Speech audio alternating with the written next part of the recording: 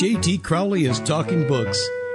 On this show, you'll hear from emerging talent and seasoned veterans from around the world. They'll give you their take on the writing process and how to create the secret sauce of page-turning deliciousness. Let's get into that magical mixture of the art and science of creativity. Here's J.T. Crowley, author of The Smart Kids, and your podcast host. Hello, I'm J.T. Crowley, and today on the show, I'm excited to welcome Rob G Rothwell from Vancouver in Canada.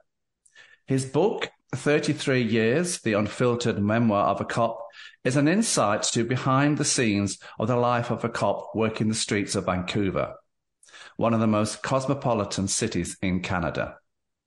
Rob was born and raised in Vancouver and was the fourth out of 5 children to what he calls the Rothwell brood. He saw himself as a shy, unassuming child, in stark contrast to some of his elder brothers who had a more brazen approach to life.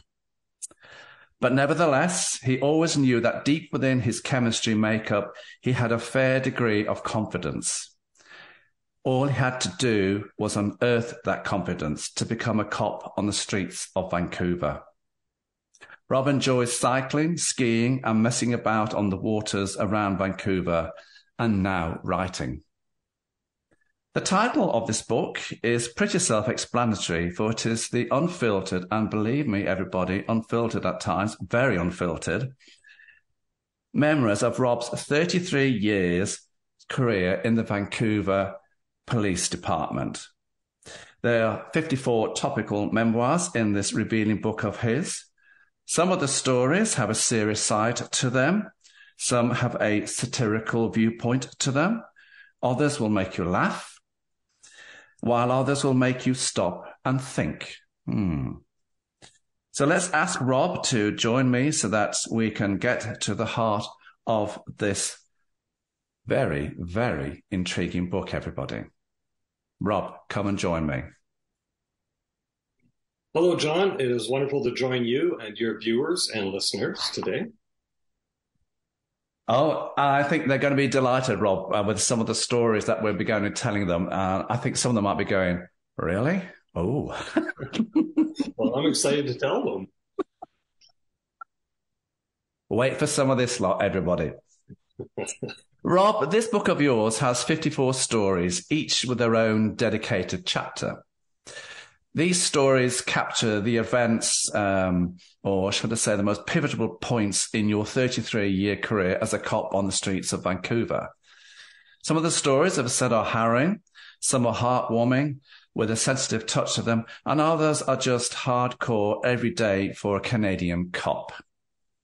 You retired from the Vancouver Police Department in 2012. Why now did you choose to publish this book? But more importantly, out of all the stories you could have told, why these 54?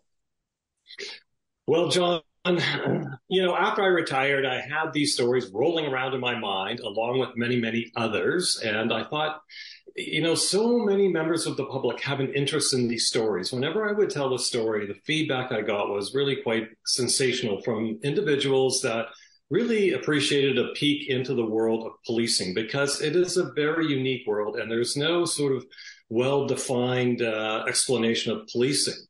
And so I thought, I need to put this on paper. I need to get this out there for the benefit of people that, have a curiosity about what goes on in policing. So I didn't write it for other police officers. I wrote it for the average person in order to open the door to policing for them. And the stories are just a collection of stories that are really representative of my career. So as you pointed out, some are comical, some are tragic, some are frightening, but they are really representative of all of those events like that and a police officer experiences over the course of a career.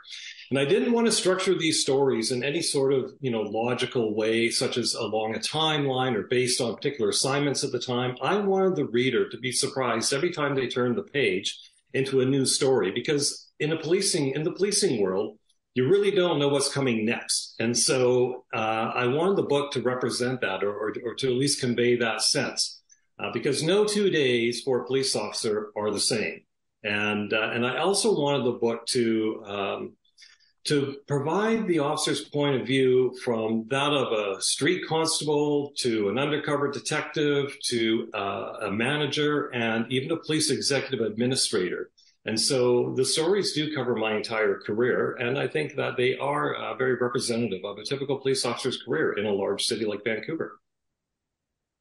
Let's open the pages to this cleverly composed book of yours. Now, everybody, we're not going to go through every single 54 episode because we'll be here all day and night, believe you me. So we'll just pick a few of them. What I would like to do is, for the idea of this podcast, is just do 10 of them, Rob, so that people get a flavor, because that's the whole idea, is to give people a flavor of what you and this book of yours are about. So I want to go to, as I simply say, to get the books out, I want to go to chapter 7, the first chapter that we both agree to talk about in this book. So as I said, there are 54 chapters in the book, everybody. Each chapter is about an event that took part in Rob's life as a career in the Vancouver Police Department. So let's go to chapter 7. And this one you've headed up as Mental Illness, Lessons Learned.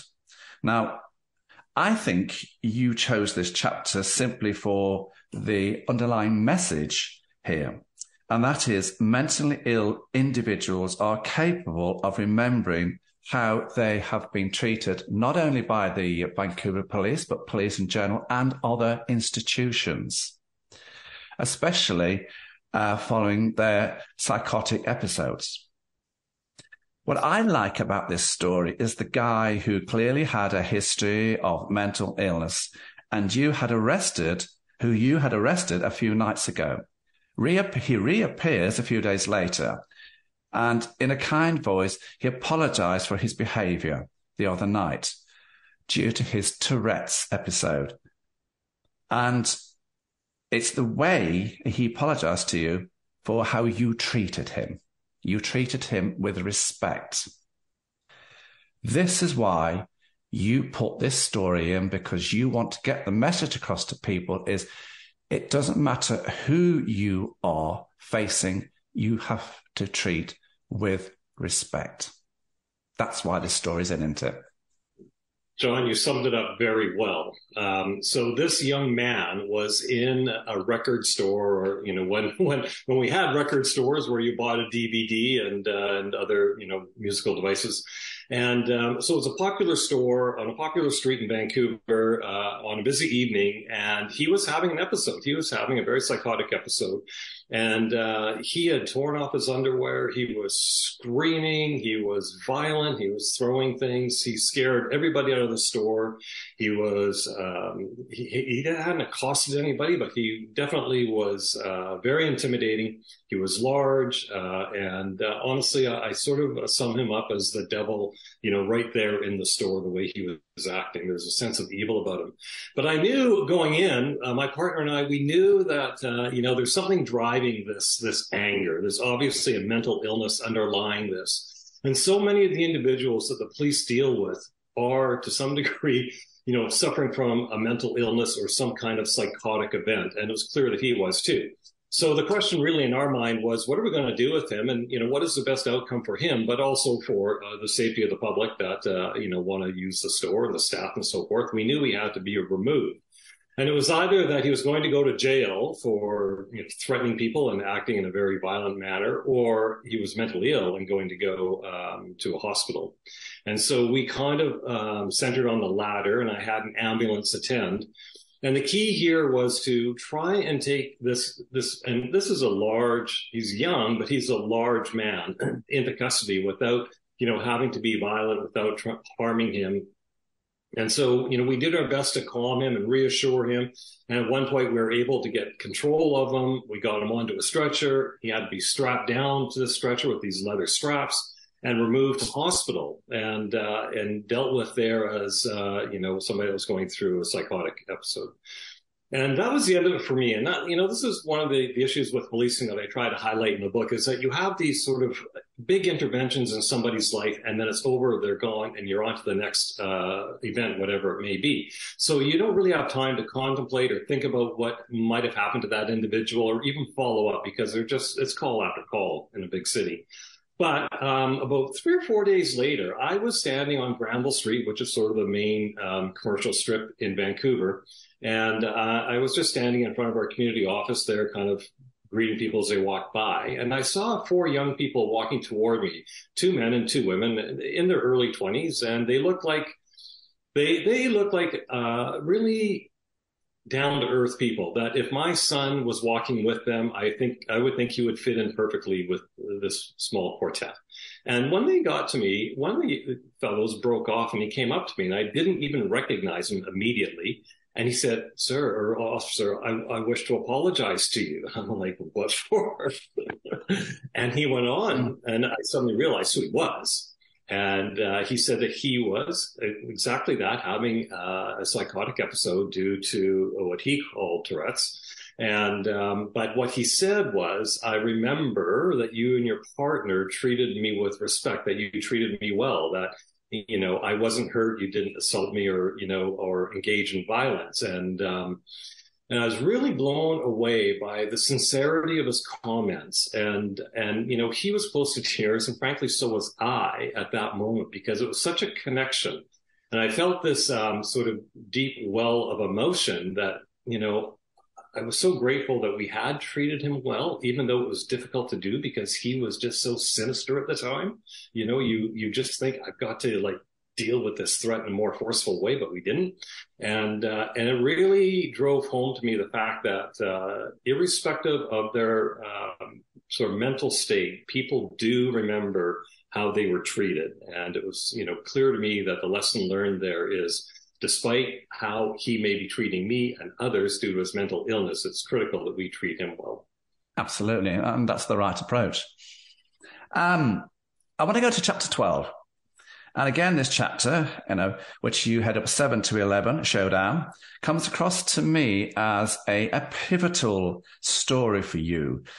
You say this chapter juxtaposes life-threatening danger with an innate desire to help an elderly woman. When I look at this scenario, there you are, you're in a car park lot outside a 7-Eleven store when your sixth sense tells you something's not right about a parked car. You suspect the vehicle is the getaway transport for the guys in the store who you suspect are about to rob the place. You don't quite follow police procedure. You discover the vehicle has guns in it and that you're looking at a life-threatening situation here. And yet, wait for it, everybody, a little old lady, oblivious as to what is going on, demands your attention. Now, I know what's gone on here, but would you like to care to tell all the listeners what was this little story about the little old lady and the gun in the car? Yes. I will preface this by saying that my mother instilled in me this value or quality that you need to respect your elders. And if somebody, for example, it was drilled into me a million times because I used to take the bus when I was in high school to my part-time job there and back. And my mother said, if anybody gets on that bus older than you give them your seat. Right. And so I routinely would stand up and offer my seat to, a more senior person than me who was like 15 or 16 at the time. That'd be pretty much everyone. But anyway, that's sort of the basis I was working from. And in this event, there were 2 suspects that were in the store. And, when our eyes met, I could just feel that they were not there, to buy a candy bar and leave the store politely. And there was one individual in what I described as the getaway car that was backed in by the door of the store, which is a big old, beater of a car. And so I went to check the driver of that car. It turned out he was on parole for robbery, which is another good clue.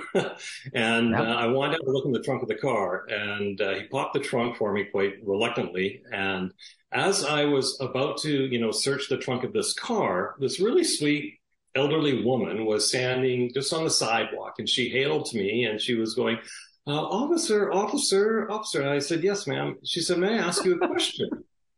And I said, oh, and as she's asking that, I pick up a shotgun out of the trunk of this car. It's a sawed-off shotgun, so it's, maybe 18 inches in length instead of 36. And I take it and I throw it as far as I can across the lot because I don't know if it's loaded. I don't know. I don't want it falling into any of the hands of the two people in the store or the driver. So I just throw this gun. And then I pull my own weapon and I reposition so that I'm holding the driver at gunpoint and trying to, keep my eye on the people in the store. And right at that point, she realizes that this is sort of a life and death situation for me. But she has the presence of mind to go, oh, officer. And I look in her direction. She goes, it's okay. I can see that you're busy. And she walks away.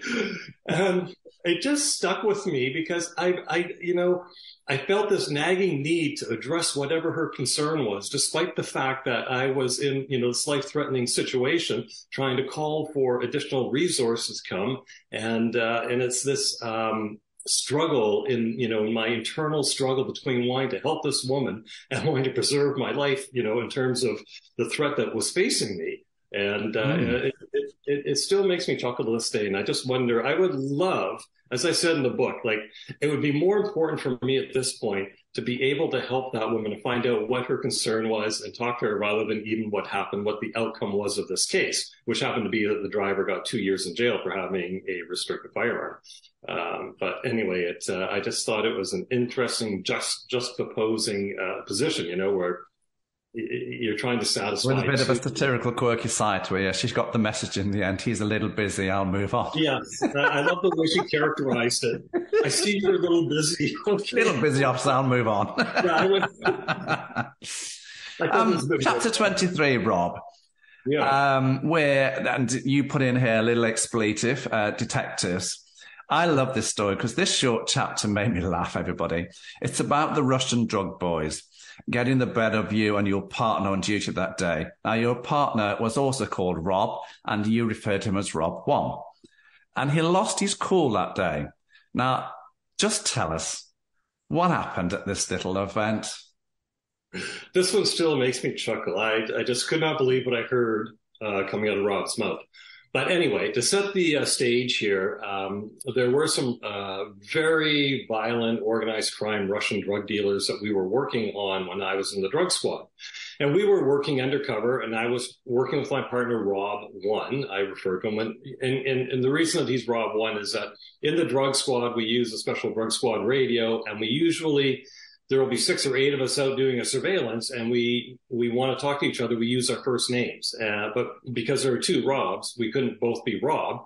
And so Rob 1 was a bit older than me. So he became Rob 1. I became Rob 2. So if I were to say something on the radio, I'd go Rob 2, right?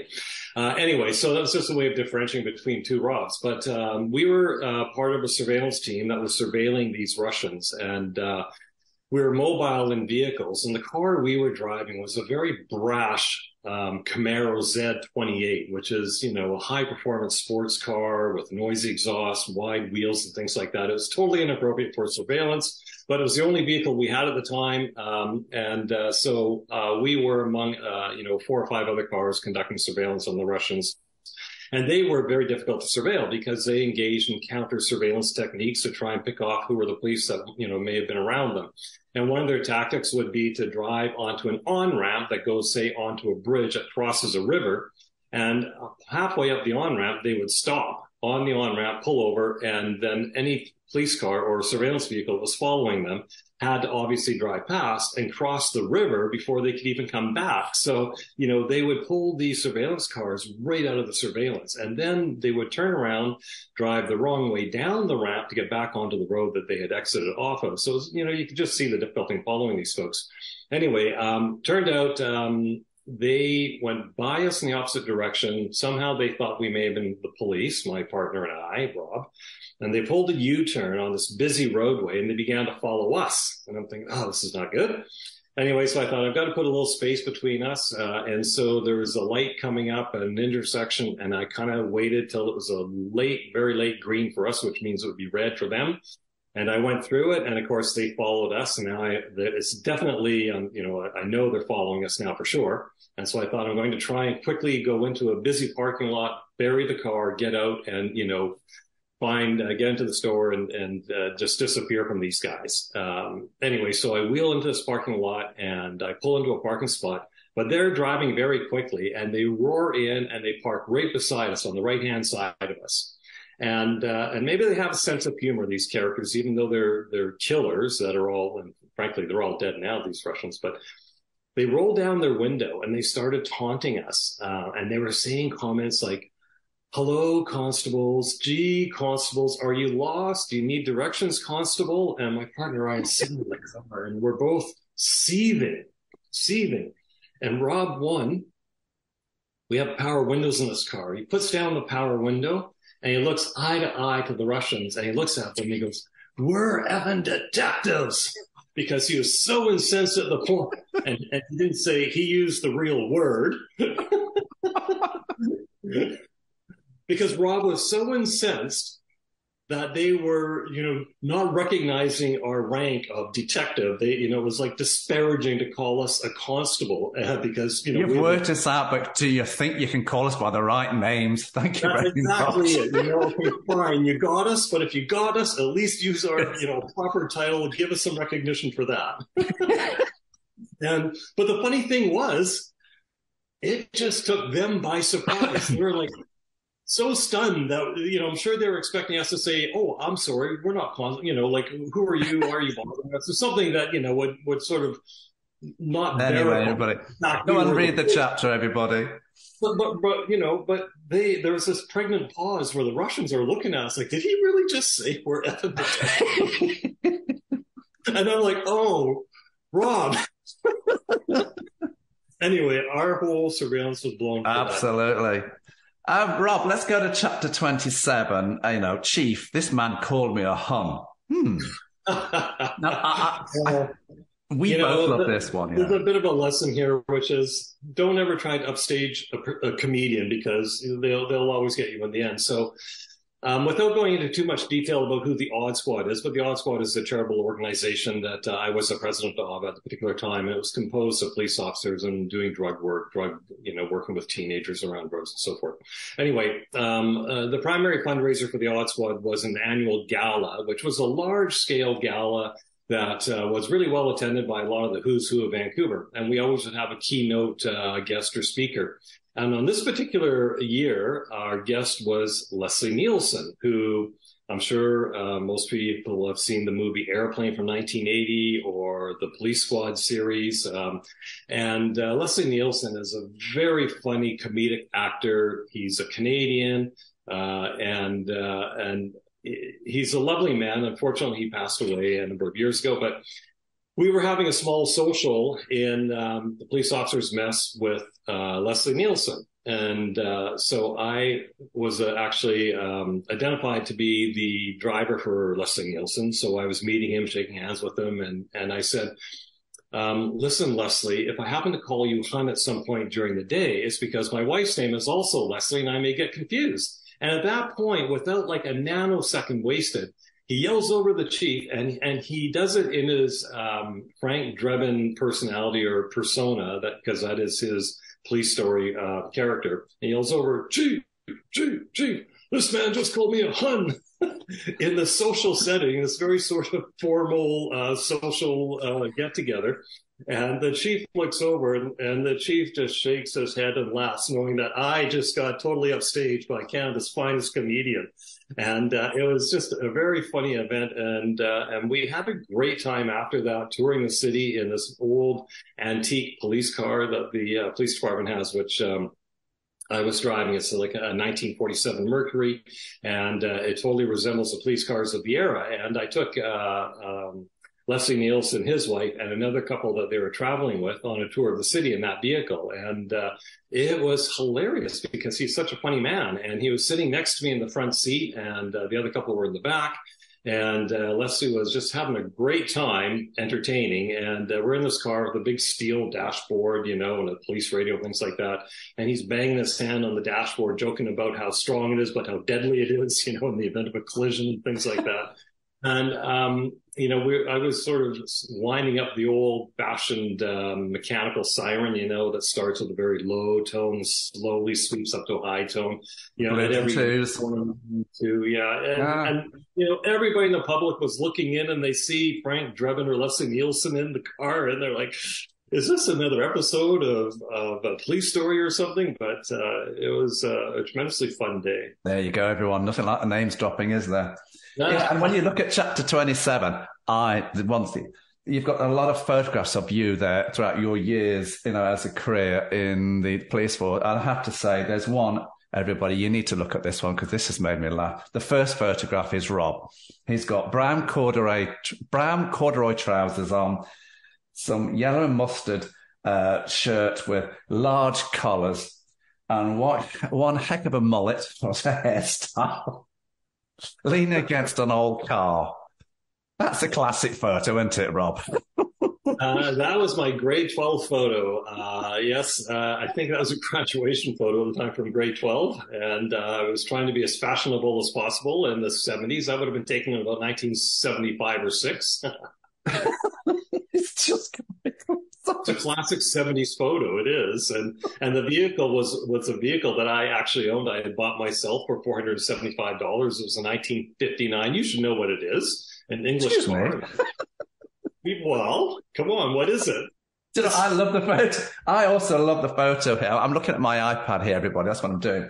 There's got a photo of you this is my mother and I on graduation day at the BC Police Academy in 1980. It's a great photo. Well, thank you. Yeah, I love that photo. I cherish that one.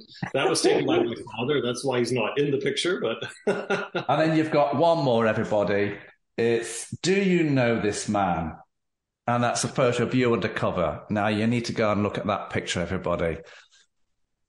One scruffy person. I'm saying no more. Rob, let's move on to chapter 30. Cop intuition. Net's a killer on your highlight list.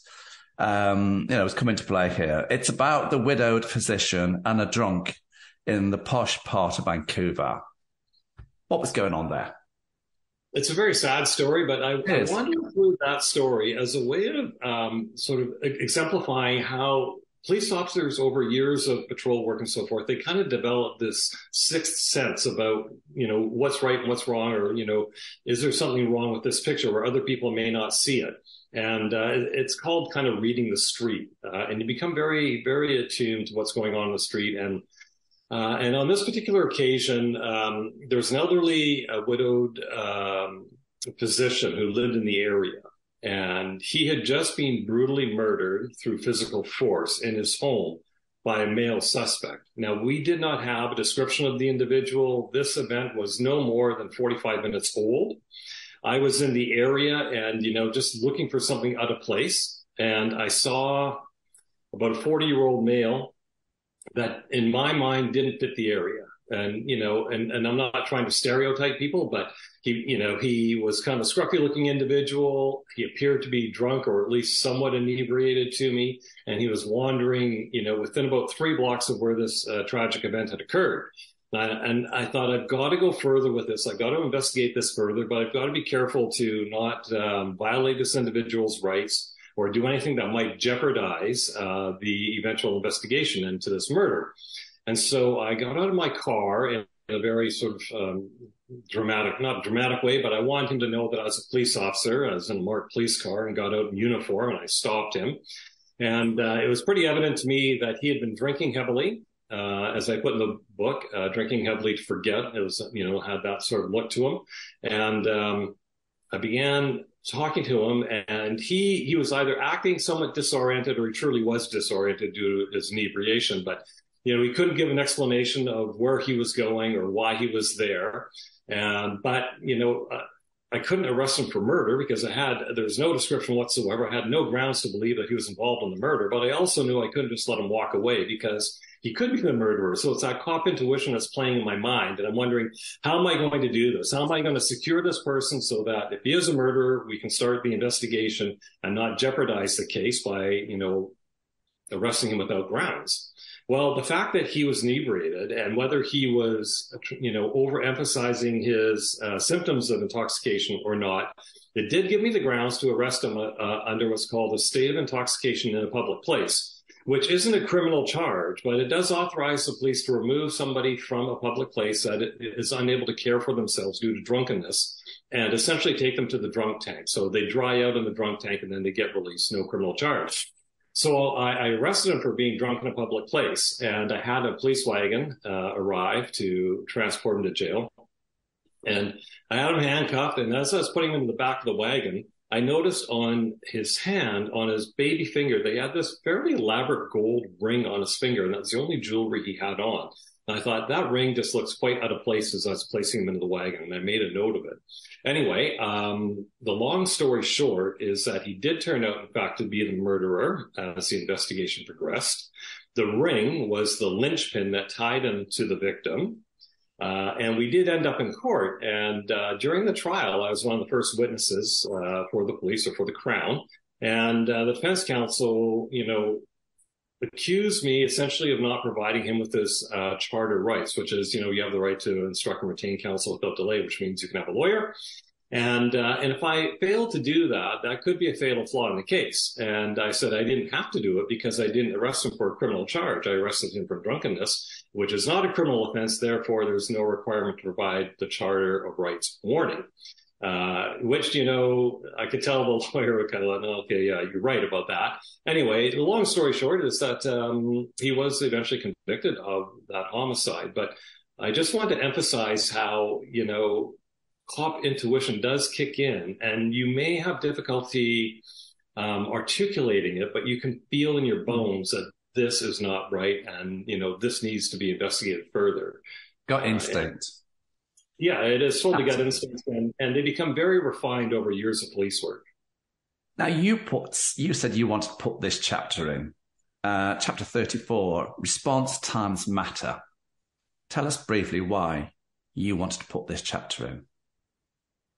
So often people will see a police car racing down the street with its lights and siren on. And I've heard, the snarky comments, oh, they must be late for coffee or they're trying to get off early or something, right? And I just wanted to give an example here. And I thought that these two cases, which are cases of very severe domestic violence, they somewhat mirrored each other. They had vastly different outcomes. But in both cases, I think a rapid police response saved a life. And in case number one, it was about 4 a.m. My partner and I were winding down on a night shift. We joined another partnership of officers, and I know this is classic, at a donut shop, an all-night donut shop. And we simply were just sort of winding down, reviewing the evening's, events, when this call came over our radio about a very vicious domestic attack taking place. The victim was calling. She was being chased by her partner with a knife. And we were not too far away. So, suddenly we went from being tired and sleepy and, trying to have a donut to stay awake to jumping in the car and racing at full speed with lights and sirens to this location, to the house, which is a nice house. And this victim occupied the middle suite in this property, which was a 3-level triplex. As we were arriving, the suspect heard us coming clearly, and he wanted to avoid being arrested. He was extremely vicious and violent. He actually jumped through the living room window, smashing the window out onto the veranda, and then jumped off the veranda, a drop of maybe 10 or 12 feet to the grass and started booking it, running. And so the two officers that we were having coffee with chased him. And fortunately, they caught him. And my partner and I ran into the house. And the victim, at this point, she was sprawled, prone on her back on the living room floor. And she has sustained the most vicious wounds I've ever seen in my life. And, in 33 years of policing, you see a lot of severe injuries. But she was an obese woman, and interestingly, her obesity probably saved her life. But she was, I said in the book, I don't want to be gratuitous about this, but she was flayed open in many areas and stabbed and jabbed, and it was really a horrible situation. And she was bleeding out. She would have died if we had not got there. And also not had our ambulance personnel attend as well. And, we arrived first, my partner and I, and she had a young girl that lived in the suite as well with her that was about 5 years of age. And so my partner was trying to address the wounds that were bleeding worse, and I was trying to keep her conscious. And I thought, I'm going to talk to her about her daughter. And I said, oh, tell me about your daughter. What's your daughter's name? How old is she? You got to stay strong for your daughter. And doing that, actually, it was remarkable because it really did give her the will to fight on, even though I'm sure that her blood pressure was dropping to zero. She was bleeding out. And fortunately, I kept patting her clammy forehead because, she was sweating. The paramedics arrived. They started an IV, which, starts to return blood pressure a bit. The wounds, are being sealed off. And she survived. And in fact, I received a message back from the hospital with the doctor, which said, her obesity had probably saved her life because the weapons that were used to attack her didn't penetrate vital organs or arteries. And anyway, it was a very, traumatic event, but I'm so grateful that we got there as quickly as we did and stopped this maniac who had used 5 different knives to attack her, including also the blade from a hand mixer that, we found blood on that he attacked her with. So it was very terrible. Anyway, and it kind of mirrors another call that came in at about 5:30 in the morning. And at that point, I was an inspector, so I was in management. I was what's called a duty officer on the road, which means that I managed all of the on-road assets and resources for major events and calls and things like that. And this call came over that in a basement suite, there was a woman that was being attacked by her partner and that he was using a hammer. And there was also a child involved. And so, similar sort of circumstance, I raced off to the call. There were no police officers or patrol officers immediately available at that point because they were tied up on other calls. And the person that actually covered me on this call was the chief, because he happened to be driving into work at that time in the morning and he heard the call and he didn't hesitate to jump in there to cover me at this call. But I arrived first and it was a basement suite where this was occurring. And I ran up to listen at a window and I didn't hear anything, which was kind of unusual. You expect to hear all kinds of chaos in that basement suite. I ran to the back door of the suite, and just as I got there, I could hear somebody stomping their way to the back door coming out. And I thought, oh, this is our bad guy coming out. So I drew my pistol, stepped off the line of attack. It would be if you're, in front of the door. Oh. And this guy came storming out of the door because he knew the police were coming. He knew she had called the police. So I took him down at gunpoint. And fortunately, this is terrifying for every police officer. When you have somebody at gunpoint and you're giving them very clear, direct commands, you want them to obey those commands. And I could tell in the suspect's mind, he was thinking about it for a moment. What should he do? Should I run? Should I fight? Or should I comply? And there was that pause there where he thought about it and then he complied, which, I was so grateful for that. And at that point, then the chief came running around the corner with his firearm. Anyway, so we arrested this guy. He had smashed up the, this basement suite with a hammer. He smashed the dishes, the kitchen table, and things like that. And I'm sure there was no money to replace those items. He had not violently attacked his partner yet or the child. But again, I would credit our rapid police response to intervening in this event and stopping it because I'm sure he knew his wife, he knew his partner had phoned the police and that we would be there momentarily. And he was booking it. But had we not got there, something more serious could have happened. So when you do see a police car, we're not going to coffee, everyone. Yeah. Chapter 37, Rob. Yes. Worlds collide on an Olympic scale. This is a very poignant story for you. Briefly tell us about it. Oh my gosh, it is. I have to start, you said at the onset here that my brothers were more brazen than I, my elder brothers. And my eldest brother, John, was definitely a firecracker and also somebody that always felt strongly about, justice and fighting for the underdog. And so, as you know, in 2010, Vancouver hosted the Winter Olympics, and there was a lot of protest that surrounded the Winter Olympics. And the day before the Olympics were to kick off, there was a major march. It was called the Heart Attack March in Vancouver. And it was a protest march. And for the most part, that march was peaceful. People had a lot of things they wanted to say, but there was a group that was leading the march, which went under the banner of the Black Bloc. And they were a bit of a global anti-capitalism group. And they were young, kind of thug-like individuals that dressed in black, had black bandanas, carried knapsacks full of rocks and balloons filled with red paint to simulate blood.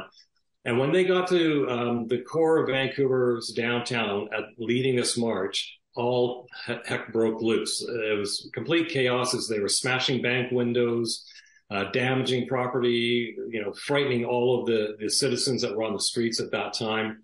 And the police, who were providing security for this march, they were tied up several blocks away dealing with other skirmishes. So there was a bit of a delay in getting the police response up to where the Black Bloc were causing mayhem.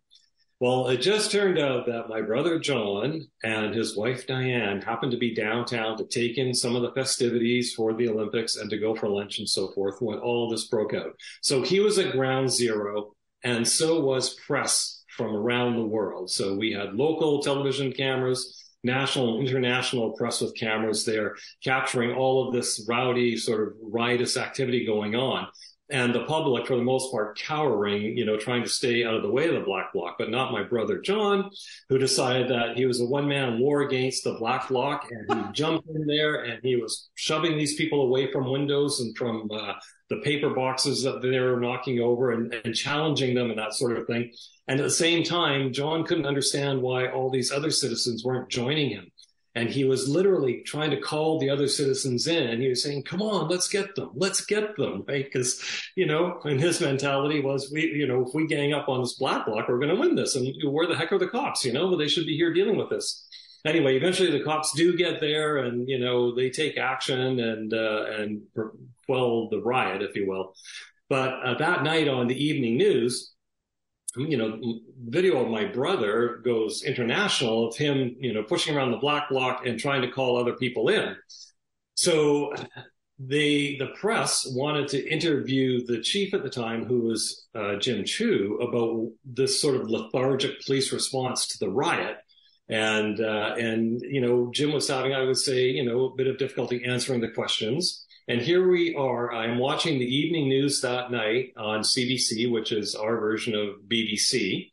And they now have a split screen on TV. So on one side of the screen is Chief Constable Chu being asked these difficult probing questions about the delay in the police response, while playing on a loop over and over beside him is my brother trying to quell the riot instead of the police and trying to, get the citizens to come in and help. And this is playing over and over. And at this point in my career, I am a superintendent, which means I'm a member of the executive committee. And in the following morning, I will be in the chief's office along with the rest of the executive committee, where we have a morning meeting and deal with all of the high profile events that have happened. And I'm thinking, oh my God, what am I going to say here? About my brother, upstaging the chief on national television, and I've got to meet with the chief in the morning. And my dilemma was, do I go in there and say, oh, that bit on CBC, that was my brother that was trying to sort of resolve the riot because the police weren't getting in there soon enough? Or do I just keep my mouth closed? And anyway, kept your mouth closed. Well, no, I did the opposite. I was proud of what he did. And I thought, I am going to stand up for him. And so I did. I proudly said, look, I got so that was my brother. Rob, I want to just quickly go over two more chapters. I'm very quickly here. And so chapter 40, Food Fights, sort of. Again, this has a satirical touch to it. Now, I don't think I would, how shall I say this? I'd want my earlobe back after that event. So briefly touch on that one. But then I also want you to briefly go on to Countering Terrorism, chapter 51, because that's an interesting chapter, because here it starts off with the London tube bombings in 2005. It sure does. Just briefly, these two chapters, Rob. Okay, quickly, food fight. Two individuals, two young men in their early 20s or so, had a major fisticuff. They were battling each other, fighting, and they tumbled down the back stairs of this house they were fighting at. And somebody in the home called the police. I arrived. By the time I arrived, the two combatants had stopped fighting. And in fact, they were friends again. So they were friends to start with. They had this horrendous fight, but now, they didn't want any police involvement. But one of the combatants was holding a gauze to his ear, and it was very bloody. And I said, "Let me see your ear." And he pulled the gauze away. And there was a crescent-shaped bite out of his earlobe, that removed most of his earlobe. That looked like a bite out of a sandwich, honestly. And I was stunned when I saw it, and I said, "What happened?" He goes, "He bit me." I go, "Well, you need to get some medical treatment for that," right? It was pretty clear. So I called an ambulance and sent this combatant off to hospital. And because the two people were now friends, neither wanted any charges or anything to do with any criminal process, I left the home. And about 15 minutes later, I received a call from the hospital, and the nurse was asking, "Could you return and see if you can find that portion of ear? The doctor would like to reattach it." I thought, well, certainly I'll do that. So I raced back to the home where the fight had occurred, and I rustled up the other combatant, and I said, "Listen, the hospital would like to reattach that portion of the ear. Can you help me find it?" And he looked straight at me in a very sheepish way, and he goes, "I swallowed it." And we won't go any further. Oh, dear God. Yeah. And your counterterrorism one? Counterterrorism, everybody knows that Islamist extremist terrorism became a global problem, and events in London, and I believe it was 2005, the London Tube bombing and the bus circus bombing, really shattered everybody, including here in Vancouver. We were going to be hosting the Winter Olympics 5 years hence of that bombing, and we were really concerned about the security of our Olympics. And at the time, I was an inspector, and the chief tasked me with creating a counterterrorism unit within the Vancouver Police Department to complement the work that the RCMP was doing, the RCMP being our national police force, to complement their role in national security. And so in order to do that, I thought I need to talk to the experts around terrorism. So myself and the sergeant that I would be placing in charge of the counterterrorism unit, we went on a best practices journey, and we went to the UK. We went to Scotland Yard, and we spoke to detectives there. I was shocked at the number of terror-related events that they would be investigating on a regular basis. We gleaned a lot of information from there and programs that we copied. We then went north to Manchester because Manchester, being a very working-class kind of city, also had a lot of terrorist-related threats. Met with them. And then we flew over the Irish Sea to Belfast and met with the Belfast Constabulary.